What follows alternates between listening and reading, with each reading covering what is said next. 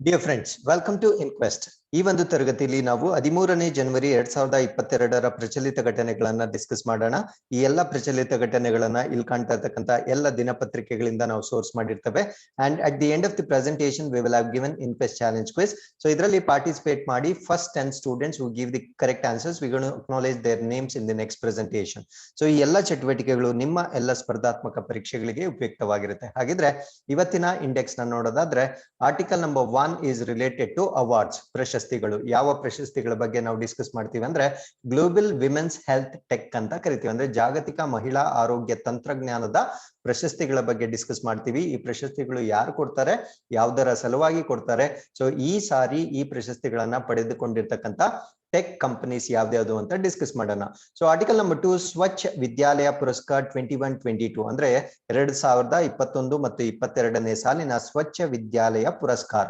So ಸ್ವಚ್ಛ ವಿದ್ಯಾಲಯ ಪುರಸ್ಕಾರ ಅಂದ್ರೇನು, ಇದನ್ನ ಕೊಡ್ತಕ್ಕಂಥವ್ರು ಯಾರು, ಇದರ ಆಬ್ಜೆಕ್ಟಿವ್ಸ್ ಏನು, ಅದನ್ನ ಸಂಪೂರ್ಣವಾಗಿ ಡಿಸ್ಕಸ್ ಮಾಡೋಣ. So article number 3 is related to Africa's first transmission PPP project in Kenya. So PPP ಅಂದ್ರೆ ನಿಮ್ಗೆಲ್ಲ ಗೊತ್ತಿರುತ್ತೆ, ಪಬ್ಲಿಕ್ ಪ್ರೈವೇಟ್ ಪಾರ್ಟ್ನರ್ಶಿಪ್ ಅಂತ. ಸೊ ಈ ಒಂದು ಪಬ್ಲಿಕ್ ಪ್ರೈವೇಟ್ ಪಾರ್ಟ್ನರ್ಶಿಪ್ ನ ಮುಖಾಂತರ ಆಫ್ರಿಕಾದ ಮೊದಲ ಟ್ರಾನ್ಸ್ಮಿಷನ್ ಪ್ರಾಜೆಕ್ಟ್ ಕೆನ್ಯಾದಲ್ಲಿ ಶುರುವಾಗಲಿದೆ. ಸೊ ಇದಕ್ಕೂ ಮತ್ತು ಇಂಡಿಯಾಗೂ ಕೂಡ ಸ್ವಲ್ಪ ಕನೆಕ್ಟಿವಿಟಿ ಇರುತ್ತೆ. ಸೊ ಅದನ್ನು ಕೂಡ ನಾವು ಕಂಪ್ಲೀಟ್ ಆಗಿ ಡಿಸ್ಕಸ್ ಮಾಡೋಣ. ಅದ್ರ ಜೊತೆ ಸೊ ಜಿಯೋಗ್ರಫಿ ಆಫ್ ಆಫ್ರಿಕಾ ಅಂದ್ರೆ ಆಫ್ರಿಕಾದ ಸ್ವಲ್ಪ ಭೌಗೋಳಿಕ ಅಂಶಗಳನ್ನ ನಾವು ಡಿಸ್ಕಸ್ ಮಾಡೋಣ with the help of map. That is very important for your examination. So article number 4 ATL space challenge 2021. So ಈ ಒಂದು 2021ನೇ ಸಾಲಿನ ATL ಸ್ಪೇಸ್ ಚಾಲೆಂಜ್ ಅಂತ ಕರಿತೀವಿ. ಸೊ ಇದರ ಆಬ್ಜೆಕ್ಟಿವ್ಸ್ ಏನು, ಇದನ್ನ ಯಾವ ಪರ್ಪಸ್ ಗೋಸ್ಕರ ಮಾಡ್ತಾರೆ, ಯಾರು ಇದನ್ನ ಕಂಡಕ್ಟ್ ಮಾಡ್ತಾರೆ, ಸೊ ಎಲ್ಲದನ್ನು ಕಂಪ್ಲೀಟ್ ಆಗಿ ಡಿಸ್ಕಸ್ ಮಾಡೋಣ. So article number 5 Henley passport index ಅಂತ ಕರಿತೀವಿ, ಹೆನ್ಲಿ ಪಾಸ್ಪೋರ್ಟ್ ಸೂಚ್ಯಾಂಕ ಅಂತ ಕರಿತೀವಿ. ಸೊ ಈ ಒಂದು ಸೂಚ್ಯಾಂಕ ಬಿಡುಗಡೆ ಆಗಿರುತ್ತೆ. ಇದರಲ್ಲಿ ಭಾರತದ ರ್ಯಾಂಕಿಂಗ್ ಎಷ್ಟಿರುತ್ತೆ, ಸೊ ಈ ಒಂದು ಇಂಡೆಕ್ಸ್ ನ ಸಿಗ್ನಿಫಿಕೆನ್ಸ್ ಏನು ಕಂಪ್ಲೀಟ್ ಆಗಿ ಡಿಸ್ಕಸ್ ಮಾಡೋಣ. Article number 6 is related to defense. BrahMos advanced variant test fired. So BrahMos ನ ಸುಧಾರಿತ ರೂಪಾಂತರ ಏನಿರುತ್ತೆ ಅದು ಯಶಸ್ವಿಯಾಗಿ ಪರೀಕ್ಷೆಗೆ ಒಳಪಡಿಸಿರ್ತಾರೆ. ಸೊ ಇದ್ರ ಬಗ್ಗೆ ಕೂಡ ಕಂಪ್ಲೀಟ್ ಆಗಿ ಡಿಸ್ಕಸ್ ಮಾಡೋಣ. So before going into all these articles, so these are the key answers of inquest challenge number 61. So both the questions, option B is the correct answer, and we appreciate Basamma, Amit Jain and Santosh. Then we have Banu Pratibha, Shambhu and Dev Jain.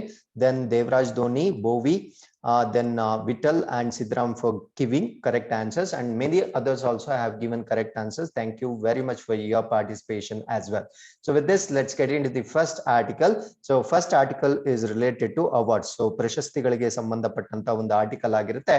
So ಯಾವ ಪ್ರಶಸ್ತಿ ಅಂದ್ರೆ global women's health tech ಅಂತ ಕರಿತೀವಿ, ಜಾಗತಿಕ ಮಹಿಳಾ ಆರೋಗ್ಯ ತಂತ್ರಜ್ಞಾನ ಅಂತ ಕರಿತೀವಿ. ಸೊ ಇದನ್ನ ಯಾವ ಮಿನಿಸ್ಟ್ರಿ ಕೆಳಗಡೆ ರೆಕಗ್ನೈಸ್ ಮಾಡ್ತಾರೆ ಅಂದ್ರೆ ministry of science and technology, ವಿಜ್ಞಾನ ಮತ್ತು ತಂತ್ರಜ್ಞಾನದ ಸಚಿವಾಲಯದ ಅಂಡರ್ ಅಲ್ಲಿ ಬರ್ತಕ್ಕಂತ ಒಂದು ಪ್ರಶಸ್ತಿ ಆಗಿರುತ್ತೆ. ಸೊ ಇದನ್ನ ಕೊಡ್ತಕ್ಕಂಥವ್ರು in association with the world bank ಮತ್ತೆ ಕನ್ಸ್ಯೂಮರ್ ಟೆಕ್ನಾಲಜಿ ಅಸೋಸಿಯೇಷನ್ ನೊಂದಿಗೆ ಸೊ ಈ ಪ್ರಶಸ್ತಿಯನ್ನ ಕೊಡ್ತಾರೆ. ಹಾಗಿದ್ರೆ ಈ ಪ್ರಶಸ್ತಿ ಯಾರಿಗೆ ಬಂದಿರುತ್ತೆ ಈ ವರ್ಷ ಅಂದ್ರೆ first Niramai health analytics private limited ಅಂತ ಕರಿತೀವಿ. ಸೊ ಎರಡನೇವರು in Accel technologies private limited ಅಂತ ಕರಿತೀವಿ. ಸೊ ಇವೆರಡು ಸ್ಟಾರ್ಟ್ಅಪ್ಸ್ ಗೆ ಈ ಒಂದು ಪ್ರಶಸ್ತಿಯನ್ನ ಕೊಟ್ಟಿರ್ತಾರೆ. So the startups are supported by DBT BIRAC ಅಂತ ಕರಿತೀವಿ, ಡಿಪಾರ್ಟ್ಮೆಂಟ್ ಆಫ್ ಬಯೋಟೆಕ್ನಾಲಜಿ ಬೈರಾಕ್ ಅನ್ನೋದನ್ನ ನಾನು at the end of this presentation explain ಮಾಡ್ತೀನಿ. ಸೊ ಇವುಗಳಿಂದ ಬೆಂಬಲಿತಗೊಂಡಿರ್ತಕ್ಕಂಥ ಈ ಎರಡು ಸ್ಟಾರ್ಟ್ಅಪ್ಸ್ ಗೆ ಈ ಪ್ರಶಸ್ತಿಯನ್ನ ಕೊಟ್ಟಿರ್ತಾರೆ. So they receive the award from World Bank Group and the Consumer Technology Associations global health women's health tech awards ನ ಇವುಗಳಿಂದ ಪಡಿತಾ ಇದ್ದಾರೆ. ಅಂದ್ರೆ ವರ್ಲ್ಡ್ ಬ್ಯಾಂಕ್ ಗ್ರೂಪ್ ಮತ್ತೆ ಗ್ರಾಹಕ ತಂತ್ರಜ್ಞಾನ ಸಂಘದ ಜಾಗತಿಕ ಮಹಿಳಾ ಆರೋಗ್ಯ ಟೆಕ್ ಪ್ರಶಸ್ತಿಗಳನ್ನ ಇವೆರಡು ಕಂಪನಿಗಳು ಪಡೆದಿರ್ತವೆ. ಸೊ ಈ ಒಂದು ಅವಾರ್ಡ್ ನ ಏನಕ್ಕೆ ಕೊಡ್ತಾರೆ ಅಂದ್ರೆ to recognize innovative startups that leverage tech to improve women's health and safety in emerging markets. ಅಂದ್ರೆ ಮಹಿಳೆಯರಿಗೆ ಸಂಬಂಧಪಟ್ಟಂತೆ ಅಂದ್ರೆ ಮಹಿಳೆಯರ ಆರೋಗ್ಯ ಮತ್ತು ಸುರಕ್ಷತೆಗೆ ಸಂಬಂಧಪಟ್ಟಂತೆ ಏನಾದ್ರೂ ಹೊಸ ತಂತ್ರಜ್ಞಾನವನ್ನ ಕಂಡು ಹಿಡಿದವರಿಗೆ ಈ ಪ್ರಶಸ್ತಿಯನ್ನ ಕೊಡ್ತಾ ಇರ್ತಾರೆ. ಹಾಗಿದ್ರೆ Niramai health analytics private limited ಅವರು ಏನು ಕಂಡಿಡಿದಿದ್ದಾರೆ ಅಂತ. ಇನೋವೇಟಿವ್ ಥಿಂಗ್ ಏನ್ ಕಂಡಿಡಿದಿದ್ದಾರೆ ಅಂದ್ರೆ, so they have invented novel software based medical device, ಒಂದು ಮೆಡಿಕಲ್ ಡಿವೈಸ್ ಅಥವಾ ಒಂದು ವೈದ್ಯಕೀಯ ಸಾಧನವನ್ನ ಅವರು ಕಂಡಿಡ್ತಿರ್ತಾರೆ. ಸೊ ಇದರ ಒಂದು ಅಡ್ವಾಂಟೇಜ್ ಏನಂದ್ರೆ, it can detect early stages of breast cancer, ಅಂದ್ರೆ ಈ ಒಂದು ಸ್ತನ ಕ್ಯಾನ್ಸರ್ ಏನಾಗುತ್ತೆ ಅದರ ಆರಂಭಿಕ ಹಂತದಲ್ಲೇ ಅದನ್ನ ಪತ್ತೆ ಹಚ್ಚಬಹುದು.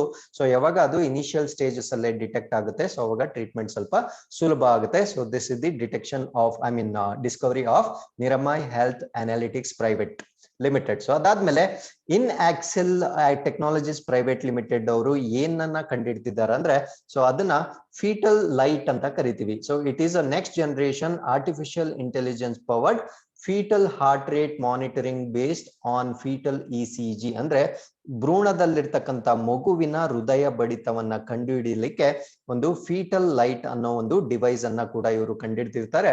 ಸೊ ಈ ಒಂದು ಇನೋವೇಷನ್ಗೆ ಇವರಿಗೆ ಈ ಅವಾರ್ಡ್ ನ ಕೊಟ್ಟಿರ್ತಾರೆ. ಹಾಗಿದ್ರೆ ಈ ನಿಟ್ಟಿನಲ್ಲಿ ನಾವು ಡಿಪಾರ್ಟ್ಮೆಂಟ್ ಆಫ್ ಬಯೋಟೆಕ್ನಾಲಜಿ ಅಂದ್ರೆ ಜೈವಿಕ ತಂತ್ರಜ್ಞಾನ ವಿಭಾಗದ ಬಗ್ಗೆ ನಾವು ಹೆಚ್ಚು ಮಾಹಿತಿ ತಿಳ್ಕೊಳ್ಳೋದಾದ್ರೆ, ಸೊ ಇದನ್ನ 1986ರಲ್ಲಿ ಸ್ಥಾಪನೆ ಮಾಡಲಾಗಿರುತ್ತೆ.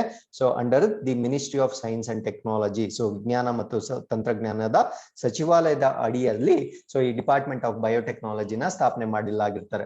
ಸೊ ಇದರ ರೆಸ್ಪಾನ್ಸಿಬಿಲಿಟಿ ಏನಂದ್ರೆ, administering development and commercialisation in modern biology and biotechnology in India, ಅಂದ್ರೆ ಭಾರತದಲ್ಲಿ ಆಧುನಿಕ ಜೀವಶಾಸ್ತ್ರ ಮತ್ತು ಜೈವಿಕ ತಂತ್ರಜ್ಞಾನದಲ್ಲಿ ಅಭಿವೃದ್ಧಿ ಮತ್ತು ವಾಣಿಜ್ಯೀಕರಣವನ್ನ ನಿರ್ವಹಿಸುವ ಜವಾಬ್ದಾರಿಯನ್ನ ಈ ಡಿಪಾರ್ಟ್ಮೆಂಟ್ ಆಫ್ ಬಯೋಟೆಕ್ನಾಲಜಿ ಹೊಂದಿರುತ್ತೆ. ಹಾಗಿದ್ರೆ ವಾಟ್ ಈಸ್ ಬೈರ್ಯಾಕ್ ಅನ್ನೋದ್ರ ಬಗ್ಗೆ ತಿಳ್ಕೊಳ್ಳೋದಾದ್ರೆ, ಸೊ ಇದರ ಎಕ್ಸ್ಪಾನ್ಷನ್ ಏನು ಅಂದ್ರೆ, biotechnology industry research assistance council ಅಂತ ಕರಿತೀವಿ. ಸೊ ಇದನ್ನ in short we call it as BIRAC ಅಂತ ಕರಿತೀವಿ. ಸೊ ಇದೊಂದು ನಾನ್ ಪ್ರಾಫಿಟ್ ಆರ್ಗನೈಸೇಷನ್ ಆಗಿರುತ್ತೆ, ಅಂದ್ರೆ ಒಂದು ಲಾಭರಹಿತ ವಿಭಾಗವಾಗಿರುತ್ತೆ. So this is a public sector enterprises, ಅಂದ್ರೆ ಸಾರ್ವಜನಿಕ ವಲಯದ ಒಂದು ಉದ್ಯಮವಾಗಿರುತ್ತೆ. So this is set up by department of biotechnology, ಅಂದ್ರೆ ಜೈವಿಕ ತಂತ್ರಜ್ಞಾನ ಇಲಾಖೆ. ಸೊ ಇದನ್ನ ಸೆಟಪ್ ಮಾಡಿರುತ್ತೆ. ಸೊ ಇದರ ಪರ್ಪಸ್ ಏನು ಅಂದ್ರೆ, to strengthen and empower the emerging biotechnology enterprises, ಅಂದ್ರೆ ಉದಯೋನ್ಮುಖ ಜೈವಿಕ ತಂತ್ರಜ್ಞಾನಗಳನ್ನು ಬಲಪಡಿಸ್ತಕ್ಕಂಥದ್ದು ಮತ್ತು ಸಶಕ್ತಗೊಳಿಸ್ತಕ್ಕಂಥದ್ದು ಇದರ ಒಂದು ಪರ್ಪಸ್ ಆಗಿರುತ್ತೆ. So this is to address nationally relevant product development needs, ಅಂದ್ರೆ ರಾಷ್ಟ್ರಕ್ಕೆ ಬೇಕಾಗಿರ್ತಕ್ಕಂಥ ಕೆಲವೊಂದು ಉತ್ಪನ್ನಗಳನ್ನ ಅಭಿವೃದ್ಧಿ ಮಾಡ್ಲಿಕ್ಕೆ ಮಾಡಿರ್ತಕ್ಕಂಥ ಒಂದು ಇದು ಪಬ್ಲಿಕ್ ಸೆಕ್ಟರ್ ಎಂಟರ್ಪ್ರೈಸಸ್ ಆಗಿರುತ್ತೆ. So with this let's get into the second article. So this is related to ministry of education Swachh Vidyalaya Puraskar 21-22. So 2021-22ನೇ ಸಾಲಿನ ಸ್ವಚ್ಛ ವಿದ್ಯಾಲಯ ಪುರಸ್ಕಾರದ ಬಗ್ಗೆ ಡಿಸ್ಕಸ್ ಮಾಡೋಣ. So this is with respect to Swachh ಅನ್ನೋಷ್ಟೊತ್ತಿಗೆ ಗೊತ್ತಾಗಬೇಕು, ವಾಟರ್, ಸ್ಯಾನಿಟೇಷನ್ ಮತ್ತೆ hygiene ಗೆ ಸಂಬಂಧಪಟ್ಟಂತೆ ಒಂದು ಪುರಸ್ಕಾರ ಇದಾಗಿರುತ್ತೆ. So this was launched by ministry of education, ಶಿಕ್ಷಣ ಸಚಿವಾಲಯದಿಂದ ಈ ಒಂದು ಪುರಸ್ಕಾರ ಲಾಂಚ್ ಆಗಿರುತ್ತೆ. ಸೊ ಇದನ್ನ ನಾವು ವಿದ್ಯಾ ಪುರಸ್ಕಾರ್ 21-22 ಬಗ್ಗೆ ನಾವು ಇವಾಗ ಡಿಸ್ಕಸ್ ಮಾಡ್ತಾ ಇದೀವಿ. ಸೊ ಇದರ ಮೇನ್ ಪರ್ಪಸ್ ಏನು ಅಂದ್ರೆ, to provide water, sanitation, hygiene facilities in schools, and to make sure that healthy school environment and protects children from illness, ಅಂದ್ರೆ ಶಾಲೆಗಳಲ್ಲಿ ನೀರಿನ ಸೌಲಭ್ಯ, ನೈರ್ಮಲ್ಯವನ್ನು ಕಾಪಾಡ್ತಕ್ಕಂಥದ್ದು ಮತ್ತು ಸ್ವಚ್ಛತಾ ಸೌಲಭ್ಯಗಳನ್ನ ಕಾಪಾಡ್ತಕ್ಕಂಥದ್ದು. ಸೊ ಅದರೊಂದಿಗೆ ಆರೋಗ್ಯಕರ ಶಾಲಾ ವಾತಾವರಣವನ್ನ ಭದ್ರಪಡಿಸ್ತಕ್ಕಂಥದ್ದು. ಸೊ ಇದನ್ನ ಮಾಡೋದ್ರಿಂದ ಮಕ್ಕಳು ಅನಾರೋಗ್ಯಕ್ಕೆ ತುತ್ತಾಗುವುದನ್ನ ತಡೆಯಲಿಕ್ಕೆ ಮಾಡ್ತಕ್ಕಂಥ ಇನಿಷಿಯೇಟಿವ್ಸ್ ಆಗಿರುತ್ತೆ. ಸೊ ಈ ಎಲ್ಲಾ ಇನಿಷಿಯೇಟಿವ್ಸ್ ನ ಯಾರು ಚೆನ್ನಾಗಿ ಮಾಡಿರ್ತಾರೋ ಅಥವಾ ದಿ ಫ್ರಂಟ್ ರನ್ನರ್ ಯಾರಿರ್ತಾರೋ, ಸೊ ಅವ್ರನ್ನ ರೆಕಗ್ನೈಸ್ ಮಾಡಿ ದಿಸ್ ಅವಾರ್ಡ್ ಅಂದ್ರೆ ಪುರಸ್ಕಾರ, ಸ್ವಚ್ಛ ವಿದ್ಯಾಲಯ ಪುರಸ್ಕಾರವನ್ನ ಕೊಡ್ತಾರೆ. So this is what is the objective of giving this particular award. So ಇದನ್ನ ಫಸ್ಟ್ ಟೈಮ್ ಯಾವಾಗ ಸ್ಥಾಪನೆ ಮಾಡಲಾಗಿತ್ತು ಅಂದ್ರೆ, so it was in the year 2016-17, ಅಂದ್ರೆ 2016 ಮತ್ತು 2017ರಲ್ಲಿ. ಸೊ ಈ ಒಂದು department of school education and literacy ಈ ಒಂದು ಪುರಸ್ಕಾರವನ್ನ ಸ್ಥಾಪನೆ ಮಾಡಿರುತ್ತೆ. ಸೊ ಈ ಒಂದು SVP ಏನಿದೆ ಅಂದ್ರೆ ಸ್ವಚ್ಛ ದಿ ವಿದ್ಯಾಲಯ ಪುರಸ್ಕಾರ ಏನಿರುತ್ತೆ, ಸೊ ಇದನ್ನ ಈ ವರ್ಷ they are inviting applications. Actually ಪ್ರಶಸ್ತಿಯನ್ನ ಇನ್ನೂ ಕೊಟ್ಟಿಲ್ಲ. ಸೊ ಇದನ್ನ it is open to all categories, ಅಂದ್ರೆ ಎಲ್ಲಾ ರೀತಿಯ ವರ್ಗದ ಶಾಲೆಗಳಿಗೆ ಇದು ಮುಕ್ತವಾಗಿರುತ್ತೆ. ಅಂದ್ರೆ ಅದು ಗವರ್ಮೆಂಟ್ ಸ್ಕೂಲ್ ಇರ್ಬೋದು, ಗವರ್ಮೆಂಟ್ ಏಡೆಡ್ ಇರ್ಬೋದು, ಪ್ರೈವೇಟ್ ಸ್ಕೂಲ್ ಇರ್ಬೋದು, both rural and urban areas, ಅಂದ್ರೆ ಗ್ರಾಮೀಣ ಮತ್ತು ನಗರ ಪ್ರದೇಶಗಳಲ್ಲಿರ್ತಕ್ಕಂಥ ಸರ್ಕಾರಿ ಅನುದಾನಿತ ಮತ್ತು ಖಾಸಗಿ ಶಾಲೆಗಳು ಕೂಡ ಈ ಒಂದು ಪುರಸ್ಕಾರಕ್ಕೆ ಅಪ್ಲೈ ಮಾಡಬಹುದಾಗಿರುತ್ತೆ. So school shall be award awarded at district, state and national level based on an internationally recognized 5-star rating system. ಅಂದ್ರೆ ಅಂತಾರಾಷ್ಟ್ರೀಯ ಮಟ್ಟದಲ್ಲಿ ಗುರುತಿಸಲ್ಪಟ್ಟ ಪಂಚತಾರಾ ರೇಟಿಂಗ್ ವ್ಯವಸ್ಥೆಯಲ್ಲಿ, ಅಂದ್ರೆ 5-star ರೇಟಿಂಗ್ ವ್ಯವಸ್ಥೆಯಲ್ಲಿ ಜಿಲ್ಲಾ ಮಟ್ಟದಲ್ಲಿ, ರಾಜ್ಯ ಮಟ್ಟದಲ್ಲಿ ಮತ್ತು ರಾಷ್ಟ್ರೀಯ ಮಟ್ಟದಲ್ಲಿ ಶಾಲೆಗಳಿಗೆ ಪ್ರಶಸ್ತಿಯನ್ನ ನೀಡಲಾಗುತ್ತೆ. So with this, let's get into the third article.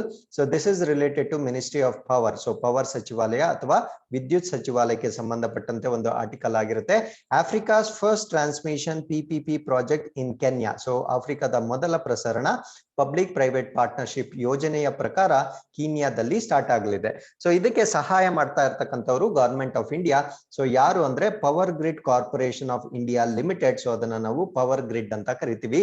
So we have signed a joint development agreement with Africa 50. So Africa 50 ಯೊಂದಿಗೆ ನಾವು ಒಂದು ತಿರುವಳಿಗೆ ಒಂದು ಸೈನ್ ಮಾಡ್ಕೊಂಡಿರ್ತೀವಿ to develop this particular project in Kenya. So Africa 50 ಅಂದ್ರೆ ಏನು ಅನ್ನೋದನ್ನ ನಾನು at the end of this presentation explain ಮಾಡ್ತೀನಿ. ಸೊ ಈ purpose of this particular MOU ಏನಾಗಿರುತ್ತೆ ಅಂದ್ರೆ the Pan American Infrastructure Investment Platform. So Africa 50 ಅನ್ನೋದು Pan African Infrastructure Investment Platform ಆಗಿರುತ್ತೆ. So to continue to develop Kenya transmission project on a public private partnership basis. ಅಂದ್ರೆ power grid corporation of India limited ಸಾರ್ವಜನಿಕ ಖಾಸಗಿ ಸಹಭಾಗಿತ್ವದ ಆಧಾರದ ಮೇಲೆ ಕೀನ್ಯಾದಲ್ಲಿ transmission project ಅನ್ನು ಅಭಿವೃದ್ಧಿ ಪಡಿಸುವುದನ್ನು ಮುಂದುವರಿಸಲು, ಅಂದ್ರೆ ಇದು ಹೊಸದಾಗಿ ಏನ್ ಸ್ಟಾರ್ಟ್ ಆಗ್ತಾ ಇಲ್ಲ, ಅಲ್ಲಿರ್ತಕ್ಕಂಥ ಪ್ರಾಜೆಕ್ಟ್ ಏನಿದೆ ಅದನ್ನ ಕಂಟಿನ್ಯೂ ಮಾಡಲು ಪ್ಯಾನ್ ಆಫ್ರಿಕಾ ಮೂಲಸೌಕರ್ಯ ಹೂಡಿಕೆ ವೇದಿಕೆಯಾದ ಆಫ್ರಿಕಾ 50 ಯೊಂದಿಗೆ ಜಂಟಿ ಅಭಿವೃದ್ಧಿ ಒಪ್ಪಂದಕ್ಕೆ ಸಹಿ ಆಗಿರುತ್ತೆ. ಸೊ ಇಲ್ಲಿ ಎರಡು ಇಂಪಾರ್ಟೆಂಟ್ ಪಾಯಿಂಟ್ಸ್ ನಿಮ್ ನೆನಪಿರ್ಬೇಕು. ಸೊ ಯಾವ್ದಾದ್ರು ಮಧ್ಯೆ ಅಗ್ರಿಮೆಂಟ್ ಆಗಿದೆ ಅಂದ್ರೆ ಪವರ್ ಗ್ರಿಡ್ ಮತ್ತೆ ಆಫ್ರಿಕಾ 50 ಇವೆರಡರ ಮಧ್ಯೆ ಅಗ್ರಿಮೆಂಟ್ ಆಗಿರುತ್ತೆ. ಸೊ ಅಗ್ರಿಮೆಂಟ್ ಪರ್ಪಸ್ ಏನು ಅಂದ್ರೆ ಕೀನ್ಯಾದಲ್ಲಿ ಪವರ್ ಪ್ರಾಜೆಕ್ಟ್ಸ್ ನ ಕಂಟಿನ್ಯೂ ಮಾಡ್ಲಿಕ್ಕೆ ಈ ಒಂದು ಅಗ್ರಿಮೆಂಟ್ ಆಗಿರುತ್ತೆ. ಸೊ ಎಷ್ಟು ಪವರ್ ಪ್ರಾಜೆಕ್ಟ್ ನ ಅವರು ಮಾಡ್ತಾ ಇದ್ದಾರೆ ಅಂದ್ರೆ 400 ಕಿಲೋವ್ಯಾಟ್ಸ್. ಸೊ ಲೆಸಾನ್ ಟು ಲೊಸೂಕ್, ಸೊ ಎರಡು ಪ್ರದೇಶಗಳ ನಡುವೆ ಮಾಡ್ತಾ ಇದ್ದಾರೆ.